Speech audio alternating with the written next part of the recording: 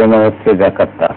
এবার জাকার্তায় ISA series হামলা, নিহত 7, খোলা বাজারে বিক্রি হচ্ছে গার্মেন্টসের কাঁচামাল। বাংলাদেশ প্রতিদিন আখের গোছাতে ব্যস্ত তারা, শিক্ষকরা, অচল বিশ্ববিদ্যালয়। দৈনিক জনকণ্ঠ, নিহত 7, জাকার্তায় জঙ্গি হামলা, শক্তিশালী হ্যান্ড গ্রেনেড। মানব জমিন, লাইফ সাপোর্টের নামে আইসিইউ বাণিজ্য, গার্মেন্টে 16 ধাপে দুর্নীতি। আমাদের সময় কলাকাটা মুনাফা ধৈর্য তুলে 20 জেলা কমিটি ভেঙে দিচ্ছে বিএনপি। জায়গায় দিন পে স্কেলের বোঝা শিক্ষার্থীর ঘাড়ে, ঘুষে ধামাচাপা পোশাক খাতের অনিয়ম দুর্নীতি। মানব কণ্ঠ, টেন্ডারবাজদের বিরুদ্ধে আসছে বহিষ্কারাদেশ, বিশেষ আইনে সাগরের 5 ব্লকের তেল গ্যাস অনুসন্ধান করা হবে। ইনকিলাব, শিক্ষাঙ্গনে অস্থিরতা, অশুভ শক্তি প্রতিহত করতে সেনাবাহিনী সম্পূর্ণ প্রস্তুত, শেখ হাসিনা। মুদ্রা কাগজ বিনিয়োগের গতির আশা, মামলা জট খুলতে মহাপরিকল্পনা। দিনকাল, বিদেশি ক্রেতারা সরে যাচ্ছে, এদিকে বাস্তবায়ন নেই নতুন নতুন হাজার প্রকল্পের চাপ। অনেক বার্তা, ঋণের রক্ষণাত্মা কমিয়ে 7% বৃদ্ধির প্রত্যাশা, আবেদন করে গ্যাস সংযোগ পাননি 200 শতাধিক শিল্প উদ্যোক্তা। দৈনিক সংগ্রাম, পোশাক খাতে দুর্নীতি তদন্ত 16 ধাপে, ঘুষে ধামাচাপা অনিয়ম। ট্রেনের ভাড়া 7.8% বাড়তে পারে। করতোয়া 18 থেকে ট্রেনের ভাড়া 7.8 বৃদ্ধির পরিকল্পনা, জনগণের আস্থা অর্জন করতে হবে সেনাবাহিনীর প্রতি প্রধানমন্ত্রী। The Friday Independent, railway fares to rise by 7.8%. ভাড়া বৃদ্ধির খবরটা নিয়ে এটা আলোচনা করতে চাই। রেলের দুনিয়াবি তেলের দাম যেখানে কমছে সেখানে রেলের ভাড়া বাড়ছে। তেলের দাম কমছে মানে গতকাল যেটি আমরা আন্তর্জাতিক বাজারে তেলের দাম ব্যারেল প্রতি $30 নেমে এসছে। এটা সর্বকালের রেকর্ড একটি, কারণ এর আগে আমরা $35 পর্যন্ত দেখেছি কমতে, তারপরে সেটি অবশ্য পরে আবার $100 পর্যন্ত উঠেছিল। কিন্তু এখন যেটি হচ্ছে যে $30, মানে এরকমটি এর আগে আর কখনো হয় নাই। এবং দেখা যাচ্ছে যে এর কিন্তু একটা রাজনৈতিক এবং অর্থনৈতিক দারুণ প্রতিক্রিয়া কিন্তু যারা বিশ্বময় হচ্ছে। আপনি জানেন যে এটা নিয়ে অনেক বড় রাজনীতিও আছে তেলের দরপতনের কারণ তেলের দরপতনের মধ্য দিয়ে আমরা যেটি লক্ষ্য করছি যে মার্কিন যুক্তরাষ্ট্র, সৌদি আরব এবং অন্যান্য জায়গা থেকে যেখান থেকে তেলটা কিন্তু মূলত তারা এখন তেল কেনাটা অনেক কমিয়ে দিয়েছে, প্রসন্নের কথাতে নেমে এসছে। নিজেরাই নিজেদের দেশের তেল উৎপাদন প্রায় দ্বিগুণ করেছে মার্কিন যুক্তরাষ্ট্র। এর বাইরে রাশিয়ার সঙ্গে যে একটা শীতল যুদ্ধ চলছে তারও একটা বড় প্রভাব কিন্তু এই তেলের মূল্য দরপতনের। কিন্তু যেটি সত্যি কথা সেটি যে তেলের দর যখন প্রায় $100 কাছাকাছি, তখন আমাদের দেশে তেলের মূল্য যেটি নির্ধারণ করা হয়েছিল এখন $30 কিন্তু সেটি আছে। কিছুদিন আগে তেলের মূল্য কমানো হবে বলা হলেও সেটি এখন পর্যন্ত কার্যকর করা হয়নি, এবং বলা হচ্ছে যে অতীতে অনেক লোকসান হচ্ছে সেটি পুষিয়ে নেওয়ার। এটা একটি হাস্যকর যুক্তি, কারণ অতীতে অনেক লোকসান হচ্ছে সেটি এখন পুষিয়ে নেওয়ার জন্য $100 তেলের মূল্য $30 নেমে এসছে, একই দাম থাকবে এটা তো ঠিক না। কারণ তেলের এই মূল্য বৃদ্ধিটা যদি $150 হতো, নিশ্চয়ই তেলের মূল্য বৃদ্ধি বাংলাদেশের বাজারে করা হতো, এতে কোনো সন্দেহ নাই। তাহলে সেখানে এত কমে গেল তেলের দাম, সেখানে কেন কমবে না? এবং আশ্বাস দেওয়ার পরও সেটি কেন কার্যকর হচ্ছে না? এটি কিন্তু একটি প্রশ্ন আমাদের সামনে এসছে। এরকম একটি মুহূর্তে আমরা অন্তত এটুকু সাধুবাদ জানাই, গতকাল আমরা লক্ষ্য করছি যে বাণিজ্য মন্ত্রী তিনি বলেছেন যে সোয়াবিনের $5 করে লিটারে কমবে, অর্থাৎ 5 লিটারে যে বোতল রয়েছে তাতে আমরা $25 কমে পাবো।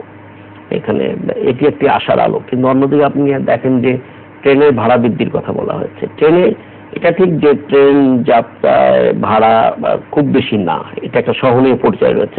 সার্ভিসটা কেমন? এবং সার্ভিসটা যে খুব ভালো তা বলা যাবে না, সার্ভিস খুবই নিম্নমানের, এবং নতুন কোচ আনার ব্যাপারে কিংবা সময় ঠিক রাখার ব্যাপারে অথবা সেখানে আসনগুলো ঠিক রাখার ব্যাপারে, পরিষ্কার পরিচ্ছন্নতার ব্যাপারে এখানে দারুণ গাফিলতি রয়েছে, অস্বীকার করার কোনো উপায় নেই। কিন্তু তারপরে তুলনামূলকভাবে বাস বা অন্যান্য সার্ভিসের চেয়ে এখানে ভাড়াটা কম। 2012 সালে সম্ভবত সর্বশেষ রেলের ভাড়া বৃদ্ধি ঘটানো হয়েছিল। এখন যেটি হচ্ছে 7.8 ভাগ যেটি বলা হচ্ছে, এটি আসলে একটি স্ল্যাবের কথা, কিন্তু আমরা গতকাল যেটি লক্ষ্য করেছি সেটি হলো যে সর্বোচ্চ স্ল্যাবে 15% পর্যন্ত বাড়বে এবং এটি হয়তো ফেব্রুয়ারি থেকে কার্যকর হবে। এখানে আরেকটি কথা বলা হয়েছে কিন্তু খুব কৌশলে, সেটি বলা হয়েছে যে এখন 2012 সালের পর কিন্তু 2015 সালে বাড়ছে, কিন্তু এবার কৌশলে একটি কথা বলা হচ্ছে, সেটি হলো যে প্রতি বছরই জানুয়ারি মাসে রেলের ভাড়া বৃদ্ধি করা হবে। এটি একটি আশঙ্কার জায়গা তৈরি করে যে হ্যাঁ, যে প্রতি বছরই যদি এই হারে ভাড়া বাড়ে তাহলে আমরা কোথায় গিয়ে দাঁড়াবো, এটি একটি প্রশ্ন আমাদের রয়েছে। কাজেই ভাড়া বৃদ্ধি অথবা মানুষের, আপনি যে জায়গায় আপনি বললেন যে আমাদের দাম কমছে না কিন্তু খরচ বাড়ছে, এটারও কিন্তু একটা ব্যাপার রয়েছে। আপনি দেখেন যে স্কুলে ফি ছাত্রছাত্রীদের যেটা রয়েছে দারুণ অসন্তোষ রয়েছে, আন্দোলনে আছে। অনেক স্কুলে কিন্তু আপনার 50 থেকে 100 ভাগ বাড়ানো হচ্ছে শিক্ষার্থীদের বেতন। এটা খুবই আমার মনে হয় শিক্ষার্থী অভিভাবকদের উপর দারুণভাবে প্রভাব ফেলবে। এবং একটা যুক্তি যেটা দেখানো হচ্ছে সেটা হলো যে এসব স্কুলের শিক্ষকরা 100 ভাগ বেতন সরকারের কাছ থেকে মূল বেতনটা পান, কিন্তু তারা সে সুযোগ সুবিধা পান সেটা পুরোটা পান না, সেখানে আংশিক পান না। সেটা পুষিয়ে নেওয়ার জন্য শিক্ষার্থীদের কাছ থেকে বর্ধিত বেতন নেওয়ার ছাড়া কোনো বিকল্প নাই, এটি তারা বলছে। কিন্তু এই বর্ধিত বেতন দিতে পারবেন কিনা অভিভাবকরা, সেটা কিন্তু তারা এখন ধর্তব্যের মধ্যে নিচ্ছেন না, যে কারণে কিন্তু পুরো সেক্টরটা অশান্ত হয়ে উঠেছে। এবং সামগ্রিকভাবে শিক্ষা ব্যবস্থার সামনে কি হয় এটা কিন্তু বলা খুব মুশকিল হতে পারে। কারণ আপনি জানেন যে বিশ্ববিদ্যালয়ে ধর্মঘট চলছে, সেখানে ক্লাস হচ্ছে না, সেখানে নিয়মিত পরীক্ষাগুলো হচ্ছে না, হয়তো একেবারে জরুরি ভিত্তিতে কিছু পরীক্ষা কয়েকদিন ছিল, এবং এটা 11 তারিখ থেকে চালু হয়েছে, চলছেই। এখানে কোন রকম যে আলাপ আলোচনা হবে, একটা সমঝোতা হবে, সেরকম পরিস্থিতি কিন্তু আমরা দেখছি না। আবার আপনি দেখেন প্রকৃতির তারাও কিন্তু এক ধরনের আন্দোলন রয়েছে। গতকাল মেডিকেল কলেজের চিকিৎসকরা কিন্তু ধর্মঘট করেছে, ঢাকা মেডিকেল কলেজের মতো এত গুরুত্বপূর্ণ এবং স্পর্শকাতর একটি জায়গায়, সেখানে কয়েক ঘন্টা চিকিৎসা সেবা কিন্তু ব্যাহত হচ্ছে। তো এরকম একটি পরিস্থিতি কিন্তু বিরাজ করছে। তো এটি আমার মনে হয় যেটা শিক্ষকরা বলছেন যে আলাপ আলোচনা কোনো বিকল্প নাই। এবং আমরা যতদূর জানি যে গতকাল সম্ভবত শিক্ষামন্ত্রী এবং অন্য কোনো একজন মন্ত্রীর সমন্বয়ে 2 জন মন্ত্রীকে দায়িত্ব দেওয়া হয়েছে শিক্ষকদের সঙ্গে আলোচনা করার জন্য। দ্বিতীয় মন্ত্রীর নামটি আমরা ঠিক উদ্ধার করতে পারি নাই। শিক্ষামন্ত্রীকে গতকাল রাতে আমরা বহুবার যোগাযোগ করার চেষ্টা করেছি, তাকে টেলিফোনে আমরা রিচ করতে পারিনি। কিন্তু যতদূর শুনেছি যে 2 জন মন্ত্রীকে দায়িত্ব দেওয়া হয়েছে শিক্ষকদের সঙ্গে কথা বলার জন্য, পাবলিক বিশ্ববিদ্যালয়ের শিক্ষকদের সঙ্গে কথা বলার জন্য। এবং এই যে কথাটি কিন্তু শিক্ষকরাই বারবার দাবি করছিলেন যে আলাপ আলোচনায় বসুন, আলাপ আলোচনায় বসলে হয়তো একটা সমঝোতা হয়ে যাবে। এবং সেই জায়গাটাই কিন্তু শেষ পর্যন্ত যেতে হয়তো আমাদের সেই জায়গাটাই যেতে হবে, কিন্তু এর মাঝখানে বেশ কয়েকটা দিন আমাদের শিক্ষা জীবন ব্যাহত হলো না। কিন্তু এই পরিস্থিতির তৈরি হচ্ছে, এটা তো অনেকদিন 8 মাস যাবৎ তারা কিন্তু এই দাবি দেওয়ার কথা বলছেন, তারা সফট কর্মসূচি দিয়েছেন। তারপর তো ওই সময়টাতে তো ওইভাবে আলোচনাই হয়নি, আলোচনা হয় নাই। আলোচনা করার 7 বার আমরা শুনেছি, 7 বার শিক্ষকদের পক্ষ থেকে মাননীয় প্রধানমন্ত্রীর সঙ্গে সাক্ষাতের জন্য চিঠি দেওয়া হয়েছে, কিন্তু তারা কিন্তু প্রধানমন্ত্রীর সাক্ষাৎ পান নাই। চিঠিগুলো পৌঁছেছে কিনা সেটাও আমরা বলতে পারি না। পুরো সংকট সৃষ্টি হচ্ছে, কিন্তু সংকট সমাধানের পথটা তাহলে কিভাবে তৈরি হবে, সেই জায়গাটায় যেতে হলে তো আসলে যোগাযোগ করতে হবে। আপনি আপনার আলাপ আলোচনায় বসতে হবে, কথা বলতে হবে। কথা না বললে তো আপনার এই বিরোধ মীমাংসা হবে না। কাজে কথা বলার সুযোগটা আমার মনে হয় তৈরি করে দেওয়া দরকার এই মুহূর্তে। দেখা যাক শেষ পর্যন্ত কি দাঁড়ায়। বাংলাদেশ প্রতিদিনের যে আমরা দেখছি আখের গুছাতে ব্যস্ত তারা, সংগঠন নেই মনোযোগে। আওয়ামী লীগ জেলা নেতারা করছেন নামে বেনামে চাঁদাবাজি, দখল, টেন্ডারবাজি। এটা একটা বড় ধরনের নিউজ, কারণ বলা হচ্ছে যে আসলে সুস্পষ্ট ভাবে এটা দেখা যাচ্ছে তৃণমূল পর্যায়ে, জেলা পর্যায়ে আওয়ামী লীগ নেতৃবৃন্দ কি করছেন কিংবা জাতীয় পর্যায়ে কি করছেন।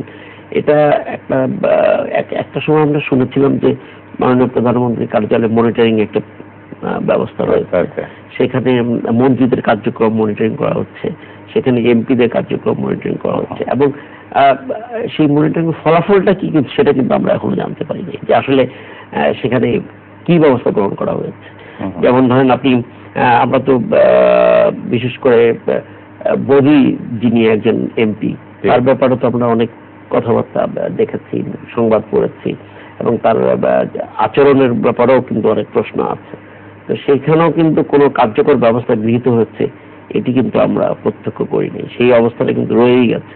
এরকম আরো বেশ কিছু, আপনি জানেন যে গাইবান্ধায় একজন এমপি একটা ঘটনা ঘটেছে এবং সেখানে তিনি প্রকাশ্যে গুলি করে একটি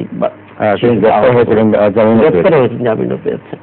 তো আমার মনে হয় যে এই জাতীয় অভিযোগ উঠলে নিশ্চয়ই খুব দ্রুত আমার মনে হয় মনিটরিং করে তাদের বিরুদ্ধে ব্যবস্থা গ্রহণ করাটা সমীচীন হবে। বিশেষ করে টেন্ডারবাজিতে যারা জড়িত, চাঁদাবাজিতে জড়িত, অথবা আপনার বেআইনি কোনো কার্যক্রমের সঙ্গে জড়িত। এখানে তো প্রধানমন্ত্রী কিন্তু সবসময় বলেন যেটা, যে আইন সকলের জন্য সমান এবং কাউকে রায় দেওয়া হবে না।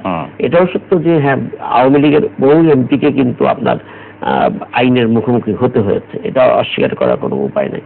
কারণ আমরা এই সময় লক্ষ্য করেছি যে অনেক এমপিকে দুদক জিজ্ঞাসাবাদ করেছে, অনেক এমপিকে নানাভাবে মানে তারা যেটি বললাম যে কারাগারেও যেতে হচ্ছে, লিটন যে এমপি ওনাকে কারাগারে যেতে হচ্ছে, অন্যান্যদের বিরুদ্ধেও কিন্তু বেশ কিছু ব্যবস্থা গ্রহণ করা হয়েছে। প্রতিদিনের একটা শিরোনাম হচ্ছে ম্যানেজ করে দিন কাটান বিএনপি নেতারা। আসলে বিএনপি নেতাদের এখন রাজনীতিটা অনেকটা মানে সাপ লুডু খেলার মতো অবস্থা দাঁড়িয়ে গেছে। আপনি দেখেন যে বিএনপির নেতাদের এই মুহূর্তে সম্ভবত বিএনপির নেতাদের মধ্যে প্রথম সারির নেতারা কেউ আর কিন্তু কারাগারে নাই, একমাত্র মির্জা আব্বাস তিনি আমরা নানা রকম কথাবার্তা শুনি সে সম্পর্কে আমরা, যে তিনি এতদিন পরে আত্মসমর্পণ করলেন। এই আত্মসমর্পণের সঙ্গে সরকারের কোনো মানে যোগসাজশ আছে কিনা এরকমও কথা কিন্তু রয়েছে, যে তিনি বেরিয়ে আসবেন এবং বেরিয়ে আসলে তার ভূমিকাটা কি হবে। আমরা বিএনপির অনেক প্রভাবশালী রাজনৈতিক নেতাকে কিন্তু এখন আর খুব বেশি রাজনৈতিক বক্তব্য দিতে দেখি না। দু একজন রাজনৈতিক নেতা কিন্তু কারাগার থেকে বেরিয়ে এসে সাংবাদিকদের মুখোমুখি যখন হয়েছেন তখন কিন্তু তারা এমনও বলেছেন যে রাজনৈতিক প্রশ্ন করবেন না। কারণ রাজনৈতিক ব্যক্তিত্বদের যদি রাজনৈতিক প্রশ্ন না করে তাহলে কি প্রশ্ন করবে, ম্যানেজ করে দিন কাটান। এরকম যদি পরিস্থিতি, আপনি সর্বশেষ দেখেন ডক্টর খন্দকার মোশাররফ সাহেব বেরিয়ে এসছেন অনেকদিন পর তিনি বেরিয়ে এসছেন, প্রায় 2 বছর পর। এবং আপনি দেখেন এম কে আনোয়ার সাহেব বেরিয়ে এসছেন। যেটা আমি বলছিলাম, প্রথম সারির নেতারা এখন আর কারাগারে খুব একটা কেউ নেই। মির্জা আব্বাস সাহেব আছে, আর গাজীপুরের মেয়র সাহেব আছে। তো এই পর্যন্ত, বাদ বাকি হয়তো আপনার মাঠ পর্যায়ে অনেক নেতা মামলা আছে, অনেকের বিরুদ্ধে মামলা আছে, কিন্তু তারপর তো অনেক চুপচাপই, এবং খুব বেশি আমরা সরকার বিরোধী বক্তব্য এই মুহূর্তে কিন্তু আমরা পাচ্ছি না। অনেকটা যেন যেটা বলা হয়েছে যে ম্যানেজ করে যেন চলছেন, সমঝে যেন মানে এতটুকু ভেবে বলছেন যে কতটুকু বললে সরকার রুষ্ট হতে পারে, ততটুকু না বললে হজম করা যায়, যতটুকু হজম করা যায়। এইভাবেই আসলে রাজনীতিটা এই মুহূর্তে চলছে। এবারে সেটা বিদেশে জাকার্তায় আপনি জানেন যে বোমা হামলা হয়েছে এবং বোমা হামলায় 7 জন নিহত হয়েছে এবং আইএস এটার সাথে সম্পর্কিত। এই মুহূর্তে যেটা বলা হচ্ছে যে হ্যাঁ, জাকার্তা এবং আপনি ইন্দোনেশিয়ার টার্গেট আইএস এর যেটি বলা হচ্ছে, যে এবং আমরা জানি যে সেখানে খুব বড় ধরনের এই হামলা কিন্তু এটি, এবং তারা স্বীকারও করেছে যে হ্যাঁ তারা হামলা করেছে এবং 5 জন হামলাকারী সহ 7 জন মারা গেছে। এবং যেটি বলা হচ্ছে যে জাকার্তা, আমরা জানি যে ইন্দোনেশিয়া আপনার প্রায় অনেক দ্বীপের সমন্বয়িত রাষ্ট্রটা, তো সেখানে আপনার মুসলমান আধিক্যই বেশি, 95% প্রায় মুসলমান, কিন্তু দেশটি আপনার ধর্মীয়ভাবে আপনার ধর্মনিরপেক্ষ রাষ্ট্র হিসেবে আছে, যদিও মুসলমান 95%। এবং নানা কারণে এখন ইন্দোনেশিয়া আইএস অনেক জায়গায় কিন্তু কোণঠাসা হয়ে পড়েছে, এবং কোণঠাসা হওয়ার কারণে কিন্তু তারা নানা দিকে ছড়িয়ে যাচ্ছে। সেরকম একটি পরিস্থিতিতে ইন্দোনেশিয়া, যেটি বলা হচ্ছে যে ইন্দোনেশিয়া তাদের নেক্সট টার্গেট পরিণত হয়েছে, এবং সেখানে এরকম আরো হামলার আশঙ্কা তারা করছে। এই হামলা থেকে যেভাবে আইএস মানে বিরোধী যে অভিযান বিশ্বব্যাপী চলছে, জাকার্তার এই সর্বশেষ হামলার মধ্যে দিয়ে মনে হচ্ছে যে এটা ওই যেটা আপনি বললেন তাহলে শিফট হচ্ছে বিভিন্ন দেশে, নানা জায়গায় শিফট হচ্ছে। আপনি দেখেন যে 2015 সালে বহু জায়গা থেকে কিন্তু আইএস সরে গেছে, আবার নতুন কিছু জায়গায় কিন্তু তারা নিয়ন্ত্রণ নিয়েছে। এরকম এগুলো চিহ্নিত করা হয়েছে যে কতগুলো জায়গা থেকে তাদের পিছু হতে হয়েছে, আবার বেশ কিছু নতুন জায়গায় তারা নিয়ন্ত্রণ নিয়েছে। এখন একটা প্রশ্ন কিন্তু সামনে আসছে, যেটি মার্কিন যুক্তরাষ্ট্র অনেক দায়িত্বশীল নেতা কিন্তু বলেছেন যে আইএস কাদের সৃষ্টি, আইএস এর বিরুদ্ধে তাহলে একটি সর্বাত্মক অভিযান কেন পরিচালিত হচ্ছে না, এবং আইএস এর হেডকোয়ার্টার কোথায় এটাও কিন্তু সবাই জানছেন। আইএস যে তেল তাদের নিয়ন্ত্রিত এলাকায় যে তেল উৎপাদন করছে সেগুলো কারা কিনছেন, এবং এই তেল কেনার মধ্য দিয়ে আইএস কিন্তু তাদের আইএস এর অর্থপ্রাপ্তিটা ঘটছে মূলত, কারণ এখানে একটা অনেক বড় অর্থের যোগান প্রয়োজন রয়েছে অস্ত্র কেনার ক্ষেত্রে, তাদের নানা কার্যক্রম পরিচালনার ক্ষেত্রে প্রচুর অর্থের প্রয়োজন, এবং সেটাই বিলিয়ন বিলিয়ন ডলার কিন্তু আমরা জানি যে সেখানে প্রয়োজন এই মুহূর্তে। এই টাকাটা লগ্নি পাওয়ার তাদের অন্যতম প্রধান ক্ষেত্রই হলো যে বিভিন্ন দেশের তারা তেল ক্ষেত্রে নিয়ন্ত্রণগুলো নিয়ে সেই তেলগুলো বিক্রি করছে। তাহলে সেই তেল কারা কিনছে, এবং যারা কিনছে তারা কিন্তু চিহ্নিত। আপনি জানেন যে রাশিয়া সুস্পষ্টভাবে বলেছে এবং স্যাটেলাইটের মাধ্যমে দেখানো হয়েছে যে তেলের লরি কিভাবে কোন দেশ থেকে কোন দেশে যাচ্ছে, কিভাবে যাচ্ছে। এখন মার্কিন যুক্তরাষ্ট্র অনেক সময় আইএস বিরোধী বক্তব্য দিচ্ছে, কিন্তু আবার মার্কিন যুক্তরাষ্ট্রেরই আপনারা দেখবেন যে অনেক রাজনৈতিক নেতা বলছেন যে মার্কিন যুক্তরাষ্ট্রের সৃষ্টি হলো আইএস। তাহলে দাঁড়াচ্ছেটা কি? এবং আইএস মূলত কোন জায়গাটা, মধ্যপ্রাচ্যটাকে কিন্তু তারা বেছে নিয়েছে। মধ্যপ্রাচ্য মানে মুসলিম বিশ্বই কিন্তু তারা মূলত তাদের এই জাতীয় ঘটনাগুলো ঘটছে, এবং এই জাতীয় ঘটনাগুলো ঘটার মধ্য দিয়ে মুসলিম দেশগুলো কিন্তু দুর্বল হয়ে যাচ্ছে। এটা অস্বীকার করার কোনো উপায় নেই, কারণ আপনি মুসলিম দেশগুলো কিন্তু দাঁড়াতে পারছেন না অর্থনৈতিকভাবে না রাজনৈতিকভাবে, এবং ধ্বংস হয়ে যাচ্ছে। সিরিয়া আজকে ধ্বংসপ্রাপ্ত একটি দেশে পরিণত হয়েছে, মানে শহরের পর শহর। লিবিয়া দেখে, লিবিয়ায় আজকে দুটি সরকার। তাহলে এই লিবিয়া গাদ্দাফির কি অপরাধ ছিল? আজকে সেটার মূল্যায়নের সময় এসেছে।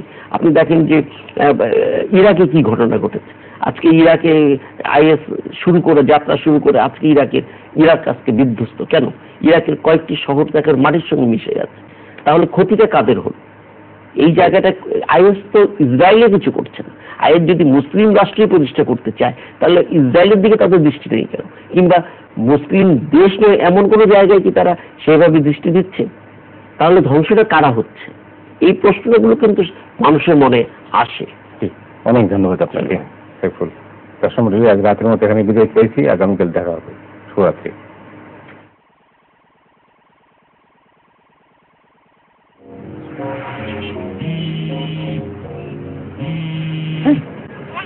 আরে তুমি কল দিলে যে আমি দিলাম তো তা। নতুন ফ্রেন্ড এবারে করে ফেল। ভেজাল ব্যাপার। দোস্ত এটা 1-to-1 এর ব্যাপার।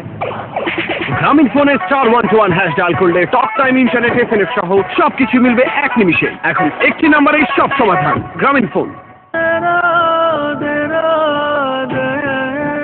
গায়ে থেকেও বিশ্ব জুড়ে ছড়িয়ে পড়ছে বাংলাদেশ। এই তো সময় বাংলাদেশ। এই তো সময় বাংলাদেশ। দূর থেকেও পাশেই যেন নির্ভরতার স্পষ্ট আওয়াজ। এবার হবেই বাংলাদেশ। এই তো সময় বাংলাদেশ। এবার কি আর পথ আটকাবে? সুপার স্পিডে বাংলাদেশ। এই তো সময় বাংলাদেশ। এই তো সময়ের চেয়ে এগিয়ে থাকবার। Super speed, super 3G coverage, super voice clarity নিয়ে এলো গ্রামীণ ফোনের সুপার নেটওয়ার্ক। এই তো সময় বাংলাদেশ। চলো বন্ধু, গ্রামীণ ফোন। গায়ে থেকেও বিশ্ব জুড়ে ছড়িয়ে পড়ছে বাংলাদেশ। এই তো সময় বাংলাদেশ। এই তো সময় বাংলাদেশ। দূর থেকেও পাশেই যেন নির্ভরতার স্পষ্ট আওয়াজ। এবার হবেই বাংলাদেশ।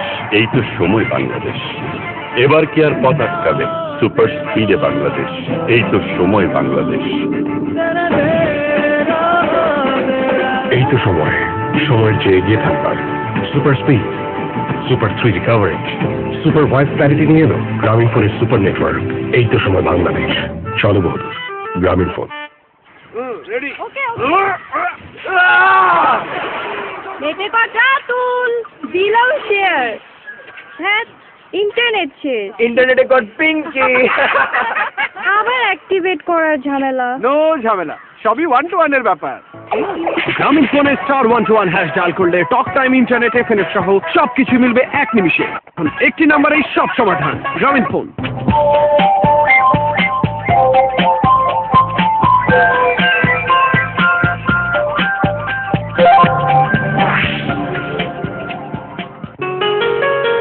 গাণিতিক সূত্র ব্যবহার করে ছক কষে বলে দেওয়া যাবে আপনি কোন রোগে আক্রান্ত, রোগের তীব্রতা কত বেশি হলে শরীর কিভাবে এবং কত তাড়াতাড়ি এর মোকাবেলা করবে ইত্যাদি। সম্প্রতি অস্ট্রেলিয়ার ওয়ার্চার অ্যান্ড এলিজা হল ইনস্টিটিউট অফ মেডিকেল রিসার্চের একদল গবেষক এমনটাই বলছেন।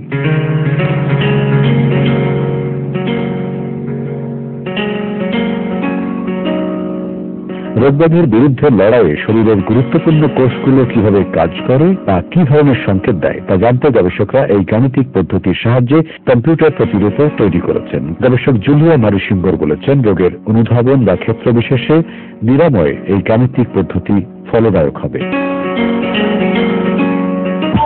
ইসলামী ব্যাংক, সুখবর প্রতিদিন। Good morning Bangladesh, good morning Midland. সকালের আনন্দ ভেঙে শুরু হচ্ছে দারুণ একটা দিন। সবাইকে good morning. Good morning lovers. Start the day in a tasty way. Enjoy the day in a healthy way. সবার ব্রেকফাস্ট শেষ, এবার আমার।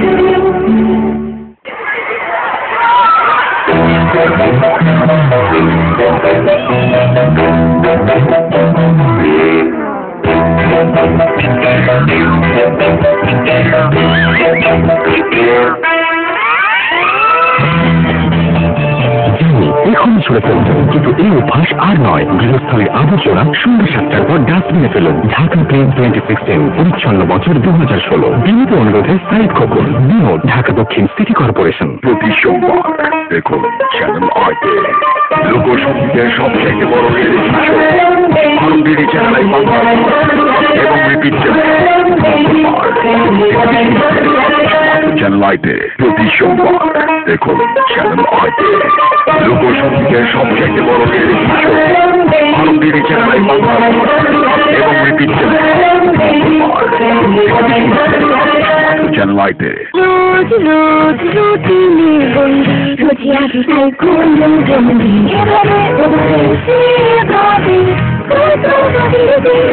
হাতি দিতে যেমন বাহানার অভাব নেই, তেমনি রোজ করে পাঠাতেও আছে নানা রং ও ডিজাইনের আরএফএল টিফিন বক্স। আজকে RFL tiffin box Sky Jewelry, the luckiest shopping destination in DSF. Sky Jewelry পক্ষ থেকে বাংলাদেশি বিজয়ীদেরকে শুভেচ্ছা। ডিএসএফ এর সোনা কিনে জিতে নিন প্রতিদিন 56 কিলো সোনা। প্রতিদিন 3 জন ভাগ্যবান বিজয়ীরা পেতে পারেন 1 কিলো, হাফ কিলো থেকে কোটা কিলো সোনা। আপনি হতে পারেন স্কাই জুয়েলারির পরবর্তী সৌভাগ্যবান বিজয়ী।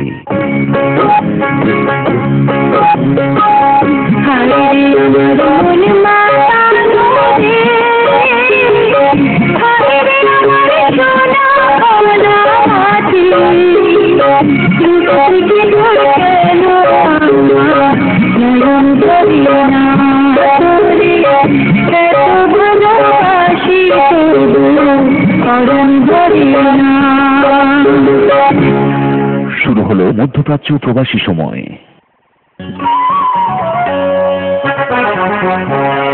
চ্যানেল আই, হৃদয়ে বাংলাদেশ। ঢাকা বিশ্ববিদ্যালয় ভূগোল ও পরিবেশ বিভাগ অ্যালামনাই সমিতির দ্বিতীয় মহাপুনর্মিলনী 2016 অনুষ্ঠিত হবে 22 জানুয়ারি শুক্রবার ঢাকা বিশ্ববিদ্যালয়ের টিএসসি চত্বরে। বিস্তারিত তথ্যের জন্য যোগাযোগ করুন 01750